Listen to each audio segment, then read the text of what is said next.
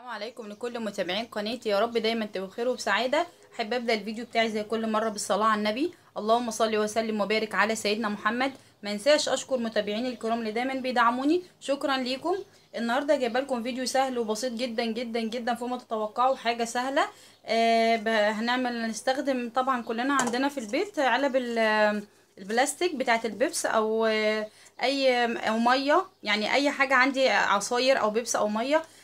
هستغل العلبه دي واعمل بيها شكل بصراحه يعجبكم ان شاء الله. بس قبل ما ابدا الفيديو بتاعي، اتمنى الناس الجديده تعمل اشتراك في القناه او سبسكرايب، وطبعا ما تنسوش ان انتوا تفعلوا رمز الجرس، ضروري جدا عشان يوصلكم كل جديد الفيديوهات. يلا نبدا الفيديو. النهارده الخامات بتاعتي، بصوا ديت كانت ازازه كامله، طبعا كلكم عارفينها الازايز دي، تمام. فانا قمت قصيت الجزء اللي فوق منها ده عشان هاخده. هي على فكره احنا ممكن نستخدم ازازه عاديه، يعني مش حد يقول لي ان الازازه دي انا ما بلاقيهاش، لا انا ممكن استخدم الشكل ده من الازازه اللي هو العادي ده خالص، تمام. وبعد كده هعمل ايه؟ انا عندي ورق فوم.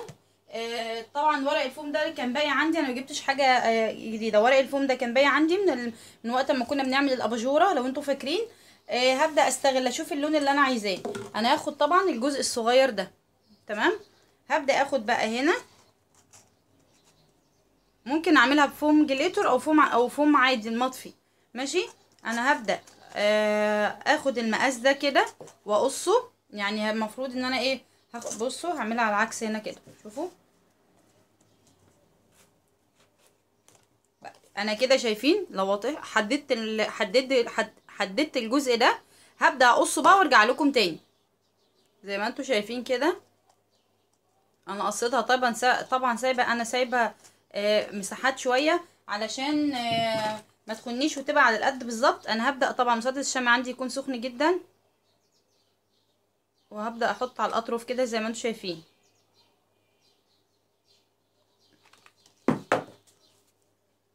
وهبدا الزقها هنا كده.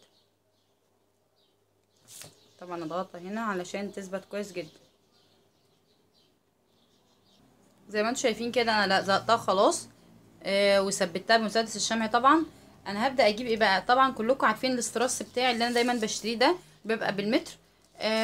هجيب يعني شريحه صغيره جدا. هبدا بس اداري الجزء اللي هيبقى تحت ده. طبعا نسيت اقول لكم حاجه مهمه جدا، وهي ايه؟ وانا قبل ما ابدا الزق الحاجات دي، انا جبت المكوه معايا وحطيت الجزء ده كده على المكوه كده علشان يساوي لي الاجزاء اللي موجوده عندي. يعني لما يكون عندكم حاجه بلاستيك وعايزه تسويها، عايزه تعمليها بطريقه متساويه، ابداي اعملي الفكره دي، شغلي المكوه معاكي وابداي اشتغلي عليها. اهو كده تمام، خلصت. لحد كده انا خلصت المهمه بتاعت الفكره بتاعتي. التجميل بقى ده بتاعك في الاخر. يعني انا هبدا مثلا اجيب شريط ستان من هنا زي ما انتوا شايفين كده مثلا، وهبدا اعمل اطار هنا في النص كده بحيث اجمل الشكل بتاعي مثلا، يعني اهو. طبعا قلت لكم ديت في الاول وفي الاخر يا جماعه، دايما اقول في كل الفيديوهات ديت اذواق، بتختاري اللون اللي عندك والخامه اللي عندك، هي مش شرط يعني. زي ما انتوا شايفين كده انا خلصتها خلاص. عملت طبعا فيونكه صغيره من اللي احنا بنعملها كل مره علشان احطها هنا كده، ماشي. ويا حبذا مثلا نحط هنا ايه، اي حاجه كده. بصوا نفس الحركه دي انا عملتها فوق هنا في الجزء ده علشان تدي منظر برضو. ممكن احط هنا استرسيه صغيره كده بالشكل ده اهو، شايفين. في بقى كمان ايه اللي هو بقى الغطا اللي فوق ده عشان استغلها صح. انا هبدأ اقص هنا الجزء ده كده زي ما انا عملت هنا، هعمل هنا ازوق ده بقى زي ما انا عملت ده، اعمل له تجميل معين. هبدأ اقص ده برضو زي ما انا قصيت الجزء اللي تحت وارجع لكم. طبعا انا عملتها قصيتها ولزقتها اهو. وبعد كده طبعا انا جبت بقى الاستراس ده عشان اديلها منظر من هنا يكون شكله اظرف. هبدأ الزق ده كده اهو زي ما انتم شايفين اهو.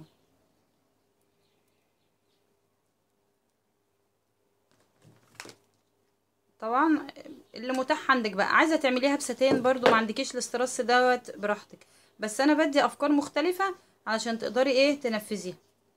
طبعا خلصت، هبدا اكمل بالجزء ده التاني ده اهو. ميزه الاسترس ده بقى في ان هو لما بيخلص قطعه منه يعني اما بيخلص زي ما انا عملت كده، لما بتيجي تحطي التانية ما تبانش ان انتي حطاها جنبها، تبان ان هي جزء منها. تمام كده اهو زي ما انتوا شايفين خلصت خلاص كده تمام. دي بقى انا عبيت فيها خرز، دي عندي كميه خرز مهوله بصراحه، عندي حاجات كتير من الخرز انواع مختلفه جدا. انتوا عارفين عشان بحب شغل الاكسسوار والحاجات دي اصلا بستخدمها في شغلي كتير. فبصوا ادت منظر رائع وجميل، ومش عايزه اقول لكم على جماله. وممكن تستغلوه لحاجه تانية، يعني اي حاجه عندك تانية ممكن تقدري تستغليها ليه. انا شفتها بصراحه الفكره دي على النت منتشره كتير. هي مش بنفس يعني التصميم بالظبط، بس هي حاولت ان انا يعني اعمل فيه جديد، فهي بصراحه عجبتني. طبعا اتمنى الفيديو يكون عجبكم. اتمنى ان انتوا تعملوا لايك للفيديو، واتمنى الناس الجديده تعمل اشتراك في القناه او سبسكرايب. شكرا لكم.